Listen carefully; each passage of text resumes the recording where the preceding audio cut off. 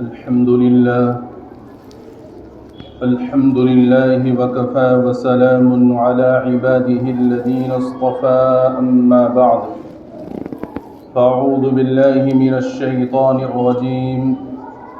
بسم الله الرحمن الرحيم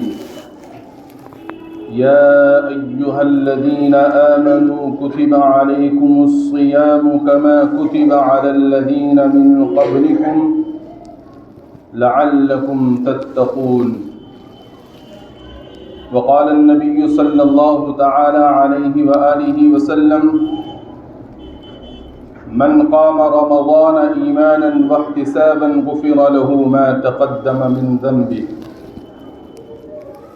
صدق الله المولانا العظيم وصدق رسوله النبي الكريم ونحن على ذلك لمن الشاهدين والشاكرين والحمد لله رب العالمين اللهم صل على سيدنا ومولانا محمد وعلى آل سيدنا ومولانا محمد وبارك وسلم. بزرگان محترم، عرضی دوستو، اللہ تبارک و تعالیٰ کے فضل سے ہماری زندگی کے اندر ایک اور برکت والا، رحمت والا، مغفرت والا، دعا والا مہینہ آنے والا ہے. اس مہینے کے آنے سے پہلے ہمیں اس کی تیاری کر لینی چاہیے، اس لیے کہ یہ مہینہ نیکیاں کمانے کا مہینہ ہے. یہ مہینہ اپنے نامہ اعمال میں نیکیوں کے بڑھانے کا اور نیکیوں میں اضافے کا، نیکیوں کو اپنے نامہ اعمال میں زیادہ سے زیادہ لکھوانے کا مہینہ ہے. اور قاعدہ اور ضابطہ یہ ہے کہ تاجر لوگ سیزن آنے سے پہلے ہی اس کی تیاری شروع کر دیا کرتے ہیں. تو تاجروں کو معلوم ہوتا ہے کہ سیزن کا مہینہ آ رہا ہے، اور یہ ایسا مہینہ آ رہا ہے کہ اس مہینے کے اندر ایسا تجارت کی جاتی ہے کہ اس تجارت میں زیادہ نفع ہوتا ہے. تو تاجر لوگ اس مہینے کے آنے سے پہلے ہی انتظام اپنا کر لیتے ہیں، اور جو تاجر لوگ سیزن آنے سے پہلے اس کی تیاری کر لیتے ہیں وہ سیزن میں بہت کچھ منافع حاصل کر لیتے ہیں. اور جو تاجر حضرات سیزن کے آنے سے پہلے اس کی تیاری نہیں کرتے بلکہ سیزن شروع ہونے کے بعد تیاری کرتے ہیں تو وہ اس درجے کا نفع اور منافع حاصل نہیں کر پاتے. ان کو خسارہ ہو جاتا ہے، نقصان ہو جاتا ہے، اور ان کا سارا سیزن کمانے کا جو وقت ہوتا ہے بس وہ اسی کوشش میں، جستجو میں صرف ہو جاتا ہے کہ مجھے کس طرح سے اپنا بزنس کرنا چاہیے، کس طرح تجارت کرنی چاہیے تاکہ میں زیادہ سے زیادہ نفع حاصل کر سکوں. اسی اس میں سارا سیزن ان کا ختم ہو جاتا ہے. تو جس طرح سے تاجر حضرات سیزن آنے سے پہلے تیاری شروع کر دیتے ہیں، اسی طرح ایمان والا جس کے دل میں آخرت کا ڈر ہے، آخرت کا خوف ہے، اور جو بھی ایمان والا یہ چاہتا ہے کہ میں اپنے نامہ اعمال میں زیادہ سے زیادہ نیکیوں کا اضافہ کر لوں، زیادہ سے زیادہ نیکیاں لکھوا لوں، اور زیادہ سے زیادہ عبادت کر کے میں اللہ کا قرب حاصل کر لوں، تو وہ ایمان والا سیزن کا مہینہ، وہ سیزن آنے سے پہلے اس کی تیاری شروع کر دیا کرتا ہے. ہم میں سے ہر شخص دانش مند ہے، ہم میں سے ہر شخص سمجھدار ہے، لہذا ہمیں بھی اس مبارک مہینے کے آنے سے پہلے اس کی تیاری شروع کر دینی چاہیے. وہ تیاری کیا ہے؟ وہ تیاری وہ ہے جو حضور اکرم صلی اللہ تعالیٰ علیہ وآلہ وسلم نے کی. آپ علیہ السلام رمضان کے آنے سے 2 مہینے پہلے ہی جب رجب کا مہینہ شروع ہوتا تھا تو آپ دعا فرمایا کرتے تھے اللہم بارک لنا فی رجب و شعبان وبلغنا رمضان، کہ اللہ رب العزت ہمارے لیے رجب کے مہینے میں اور شعبان کے مہینے میں برکت پیدا فرما دیجیے اور ہمیں رمضان تک پہنچا دیجیے۔ ایک تو یہ دعا کا اہتمام ہے جو اللہ کا فضل ہے، ہم نے رجب کا چاند دیکھنے کے بعد کر لی تھی اور بہت سے احباب وقتاً فوقتاً کرتے بھی رہے ہوں گے۔ دوسرے ایک دعا میں کتاب میں پڑھ رہا تھا کہ جب رمضان المبارک بالکل نزدیک آ جاتا تو آپ علیہ السلام ایک دعا اور کیا کرتے تھے، اللہم سلمنی لرمضان وسلم رمضان علی، کہ اللہ رب العزت آپ مجھے رمضان کے لیے سلامت رکھیے اور رمضان کو میرے لیے سلامت رکھیے، اور یا اللہ اس رمضان کو میرے لیے سلامتی کے ساتھ قبولیت کا ذریعہ بنا دیجیے، مقبول بنا دیجیے۔ آپ یہ دعا بھی فرمایا کرتے تھے۔ تو ہمیں چاہیے کہ ہم یہ دعا بھی اب سے ہی کرنا شروع کر دیں، اس لیے کہ میرے بزرگوں، اگر رمضان کا مہینہ ہم نے پا لیا اور وہ رمضان کا مہینہ ہمارے لیے اور ہماری صحت کے لیے سلامتی نہیں رہا، ہماری صحت سلامت نہیں رہی، ہم اس میں عبادات صحیح طریقے سے نہیں کر پائے، تو پھر ہمارے لیے رمضان غیر رمضان برابر ہے۔ اور اگر رمضان کو پا لیا ہم نے اور عبادت بھی کر لی اور ہماری عبادات قبول نہ ہوئی تو پھر کوئی فائدہ نہیں ہماری اس عبادت کا بھی، وہ منہ پر مار دی جائے۔ اس لیے ہم اللہ تبارک و تعالیٰ کی بارگاہ میں اس دعا کا بھی اہتمام کر لیں کہ اللہ رب العزت اپنے فضل سے میرے لیے، مجھے رمضان کے لیے سلامت رکھ لیجئے اور رمضان کو میرے لیے سلامت رکھیے، اور اس رمضان کو میرے لیے سلامتی کے ساتھ میں مقبول بنا دیجئے۔ آمین تو کہہ دو اللہ والو۔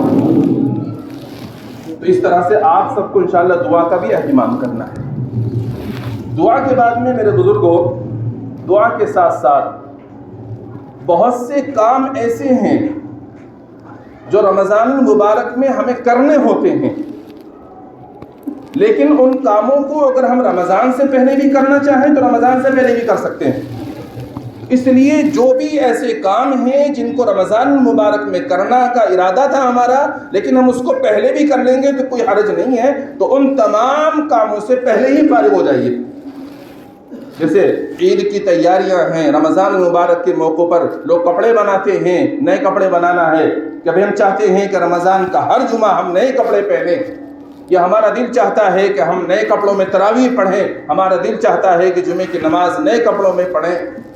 تو یہ ساری جو خریداریاں ہیں، یہ تیاریاں ہیں، اگر ہم رمضان سے پہلے کر لیں تو ہمارا سارا کا سارا وقت رمضان کا عبادت کے لیے فارغ ہو جائے گا۔ اور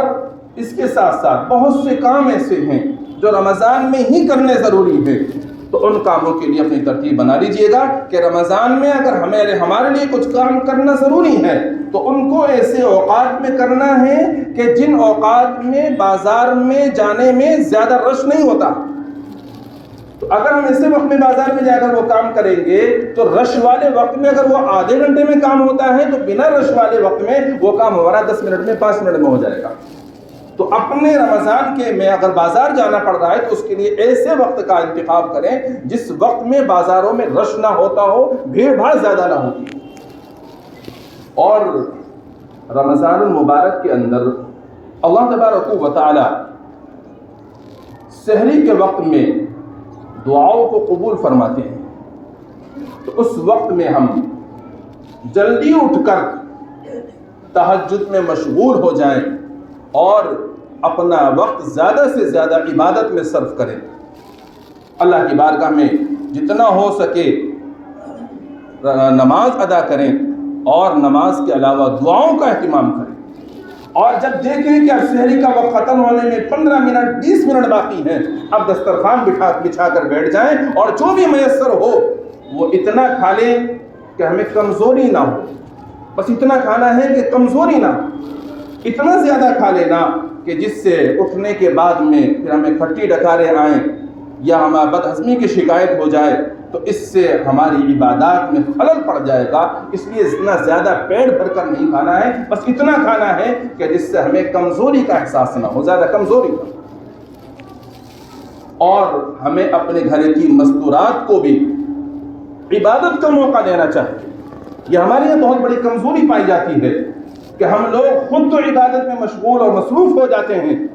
کہ ہم تہجد بھی پڑھ لیتے ہیں اور ہم ذکر و اذکار بھی کر لیتے ہیں، قرآن کی تلاوت بھی کر لیتے ہیں، خاص طور پر سحری اور افطار کے وقت میں ہماری مائیں اور بہنیں وہ بیچاری کھانا بنانے میں ہی مصروف رہتی ہیں، وہ بیچاری کو عبادت کا موقع نہیں مل پاتا ہے۔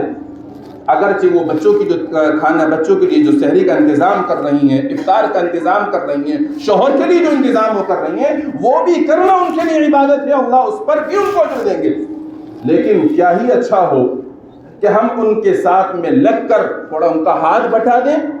اور وہ جلدی سے اپنے کھانا بنانے میں فارغ ہو جائیں اور وہ بھی عبادت میں ہمارے ساتھ میں مصروف ہو جائیں، تو گھر کے اندر ایک عبادت کا ماحول ملے گا اور سب لوگ جب مل کر کے اللہ کو راضی کرنے کی کوشش کریں گے، انشاءاللہ اللہ کی رحمت متوجہ ہوگی اور اللہ تعالیٰ سب کو معاف فرما دے گا۔ اسی طرح سے افطار کے وقت میں بھی ہمیں سارا وقت افطار کی تیاری میں صرف نہیں کرنا، بلکہ ہمیں پہلے ہی اپنے دسترخوان وغیرہ میں جو میسر ہو اس کو دسترخوان لگا کر دعا میں عبادت میں مشغول ہو جانا ہے۔ اور یہ وقت انتہائی قیمتی وقت ہے کہ اس وقت میں اللہ تعالیٰ روزانہ، بعض روایات میں تو کئی لاکھ کا ذکر ہے کہ اللہ تعالیٰ جہنمیوں کو جہنم سے آزاد فرما دیتے ہیں۔ اس لیے خاص طور پر اس وقت میں ہم دعا اور ذکر میں مشغول ہو جائیں اور اللہ سے کہیں کہ اللہ رب العزت اس وقت میں جہاں آپ بہت سے جہنمیوں کو جہنم سے آزاد فرما رہے ہیں، میں بھی آپ کا ایک گناہ گار بندہ ہوں، مجھے بھی جہنم سے آزادی نصیب فرما دیجئے اور اپنا فضل فرما کر میرے لیے جنت کا فیصلہ فرما دیجئے کہ جب میرا انتقال ہو تو مجھے جنت میں داخلہ نصیب ہو جائے۔ یہ دعا ضرور کریں میرے بزرگوں۔ اس کے بعد میں نمبر آتا ہے تراویح کا۔ تراویح ماہ مبارک کی اہم ترین عبادت ہے اور یہ ایسی عبادت ہے کہ اس تراویح کی وجہ سے ہماری مساجدوں کے اندر رونق بڑھ جاتی ہے۔ تراویح جو اللہ تبارک و تعالیٰ نے ہمارے لیے اس مبارک مہینے کے اندر ایک اہم نماز رکھی ہے، اس کو حضور صلی اللہ تعالیٰ علیہ وآلہ وسلم نے سنت قرار دیا ہے۔ مختصر اس کی تاریخ آپ سے بیان کرتا چلوں۔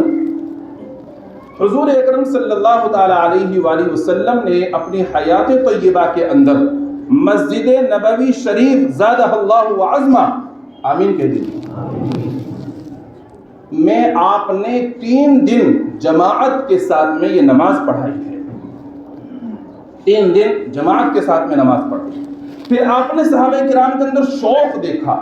کہ صحابہ کرام بڑے شوق سے اس نماز کو پڑھنے کے لیے آ رہے ہیں، تو آپ علیہ السلام نے اب جماعت سے نماز پڑھانی بند فرما دی اور آپ نے یہ فرمایا کہ تمہارے شوق اور ذوق کو دیکھ کر مجھے یہ ڈر ہوا کہ کہیں یہ نماز تم پر فرض نہ کر دی جائے، اس لیے آپ نے جماعت سے نماز اس کے بعد نہیں پڑھی۔ لیکن آپ صحابہ کرام کو برابر ترغیب دیتے رہے اور یہاں تک آپ نے فرمایا جو شخص ایمان کے ساتھ میں ثواب کی امید سے رمضان کی مبارک راتوں میں عبادت کرے گا، اللہ تبارک و تعالیٰ اس کے پچھلے سارے گناہ معاف فرما دیں گے۔ تو اس کی وجہ سے حضرات صحابہ اس کا اہتمام کرتے رہے اور جو حافظ ہوتے تھے وہ تراویح پڑھاتے تھے اور پیچھے 1-2 صحابی جو حافظ نہیں ہیں وہ ان کے پیچھے تراویح میں نماز پڑھ لیا کرتے تھے۔ یہ سلسلہ آپ علیہ السلام کے حیات طیبہ میں چلتا رہا اور اس کے بعد میں پھر دور صدیقی آیا۔ حضرت ابوبکر صدیق رضی اللہ عنہ کے زمانے میں یہ سلسلہ چلتا رہا، حضرت عمر فاروق رضی اللہ عنہ کے زمانے میں بھی سلسلہ چلتا رہا۔ ایک روز حضرت عمر رضی اللہ تعالی عنہ مسجد میں داخل ہوئے تو آپ نے دیکھا کہ صحابہ کرام تراویح کی نماز ادا کر رہے ہیں اور اس طرح ادا کر رہے ہیں کہ ایک حافظ صاحب اس کونے میں کھڑے ہو کر نماز پڑھا رہے ہیں، چند حضرات ان کے پیچھے پڑھ رہے ہیں، ایک ادھر پڑھا رہے ہیں، چند ان کے پیچھے پڑھ رہے ہیں، ایک ادھر پڑھا رہے ہیں، چند ان کے پیچھے پڑھ رہے ہیں۔ یعنی مسجد کے اندر کئی جماعتیں ہو رہی ہیں، کئی ٹولیاں الگ الگ امام کے پیچھے نماز پڑھ رہی ہیں۔ حضرت عمر فاروق رضی اللہ تعالی عنہ نے فرمایا کہ کیا ہی اچھا ہو کہ یہ سارے ایک امام کے پیچھے جمع ہو جائیں اور پوری مسجد کے اندر ایک ہی جماعت۔ تو حضرت عمر فاروق رضی اللہ تعالی عنہ نے حضرت ابی بن کعب رضی اللہ تعالی عنہ جو بہترین قاری تھے ان کو فرمایا کہ تم نماز پڑھاؤ، ان کو امام بنایا، اور باقی دیگر صحابہ کرام نے، تابعین نے ان کے پیچھے تراویح کی نماز جماعت کے ساتھ میں ادا کی۔ یہ سلسلہ اس وقت شروع ہوا۔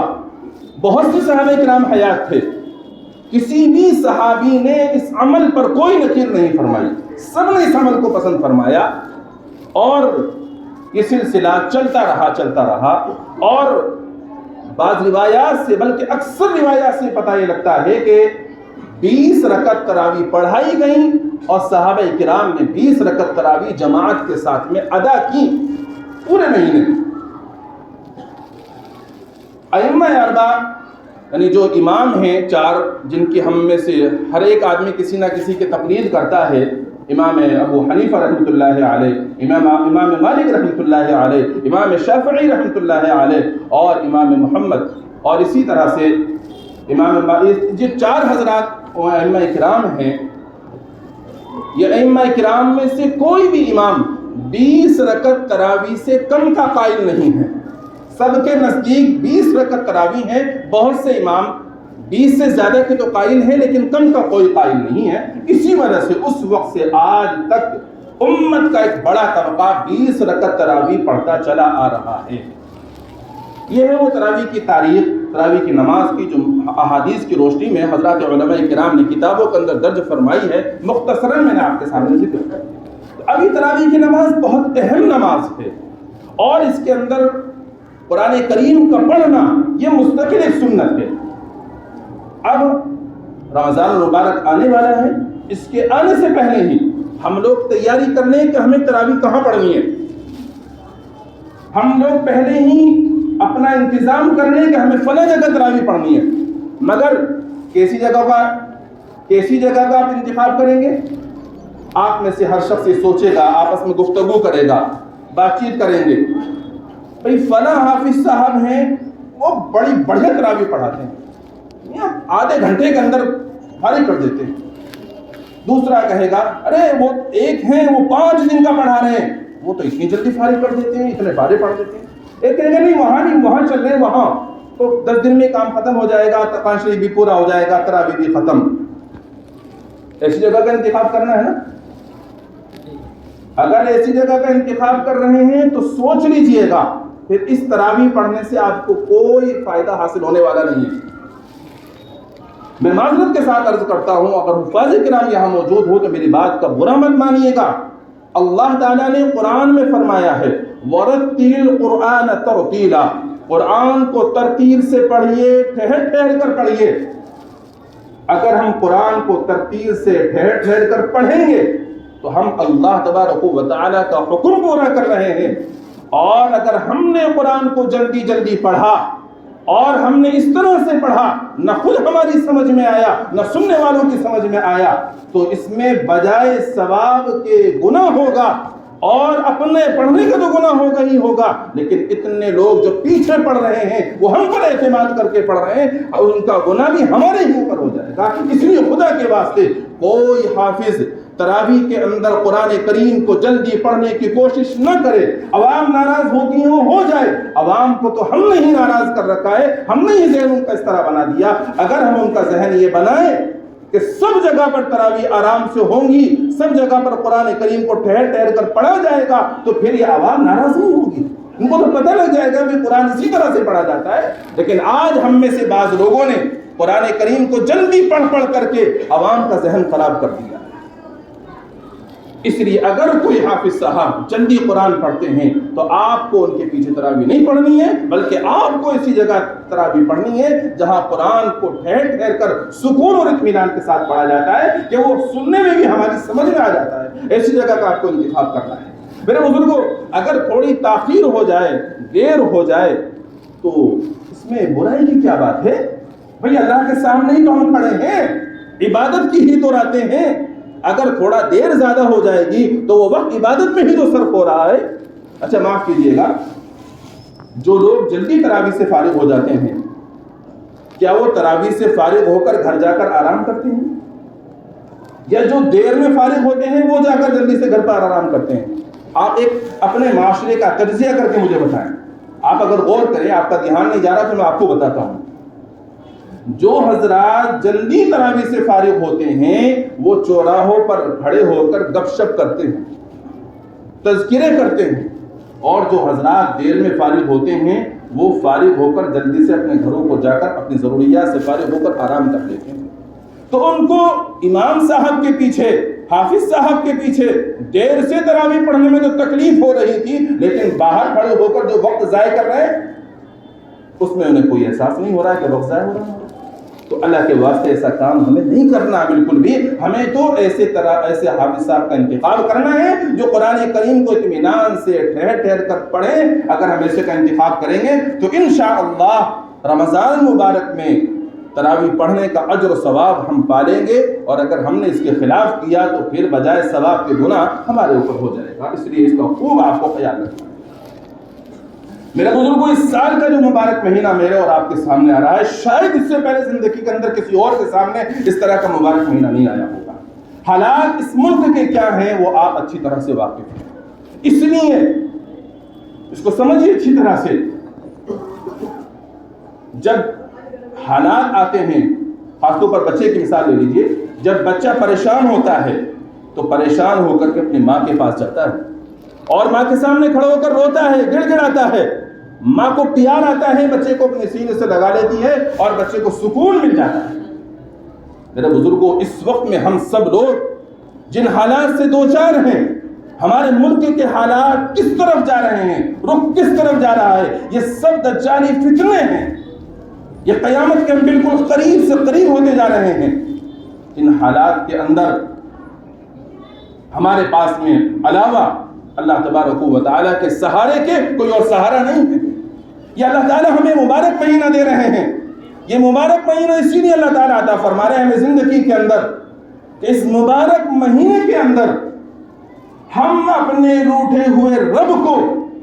راضی کر لیں اور زیادہ سے زیادہ وقت عبادت میں صرف کر لیں، اور علماء کرام فرماتے ہیں کہ زیادہ وقت ہم قرآن کی تلاوت میں صرف کریں، درود پاک پڑھنے میں صرف کریں، اور کلمہ طیبہ لا الہ الا اللہ محمد رسول اللہ اس کو زیادہ سے زیادہ پڑھنے میں لگا لیں۔ اور اگر ہم یہ سب اعمال کریں گے تو یاد رکھیے گا اللہ تبارک و تعالی ضرور ہم سے راضی اور خوش ہوں گے۔ میرے بزرگوں، یہ جو حالات، یہ پریشانیاں، جو ملک کے حالات دن بدن بدلتے جا رہے ہیں، خراب ہوتے جا رہے ہیں، یہ سب ہم میں سے ہر شخص اپنے اوپر یہ کہہ دے، اپنے آپ سے کہے، اپنے نفس سے خطاب کر کے کہے، یہ سب میری بدعمالیوں کا نتیجہ ہے، میری بدعمالی کی وجہ سے یہ سب حالات بگڑتے جا رہے ہیں۔ ہر شخص اپنے اوپر غور کرے اور یہ سوچے کہ میری گناہوں کی وجہ سے یہ حالات آئے ہیں، لہذا اب کا رمضان میں اس طرح سے گزاروں گا کہ اپنے روٹھے ہوئے رب کو راضی ہی کر کے مانوں گا۔ انشاءاللہ سب ایسا کریں گے۔ اس مبارک مہینے میں سب کو اللہ تبارک و تعالیٰ کی طرف متوجہ ہو کر اللہ کو راضی کرنا ہے، اور جب تک میرا دل یہ گواہی نہ دے دے کہ میرا رب مجھ سے راضی ہو گیا، میرے رب نے میرے گناہوں کو معاف کر دیا، اس وقت تک رب کے سامنے رونا ہے، گڑ گڑانا ہے۔ میں بھی اس پر عمل کروں گا، آپ سب کو اس پر عمل کرنا ہے۔ اگر ہم نے اس طرح کر لیا تو شاید اللہ کی رحمت متوجہ ہو جائے اور ملک کے حالات تو صحیح ہو جائیں، ورنہ حالات اچھے نظر نہیں آتے۔ تو میرے بزرگوں، مبارک مہینہ شروع ہونے والا ہے، چاند نظر آ جائے گا تو پیر کے دن سے تراویح ہو جائیں گے، اور اگر چاند نظر نہیں آتا تو پھر منگل کے دن پہلی تراویح اور بدھ کے دن پہلا روزہ ہوگا۔ تو ہم سب اس کی پہلے سے ہی تیاری کر لیں، جو باتیں بتلائی گئی ہیں اس سب پر انشاءاللہ میں بھی عمل کی کوشش کروں گا، آپ سب کو بھی انشاءاللہ اس پر عمل کرنا ہے۔ اللہ تعالیٰ سے دعا ہے اپنا فضل فرما کر ہم سب کو عمل کی توفیق اور رحمت فرمائے۔ وآخر دعوانا الحمدللہ۔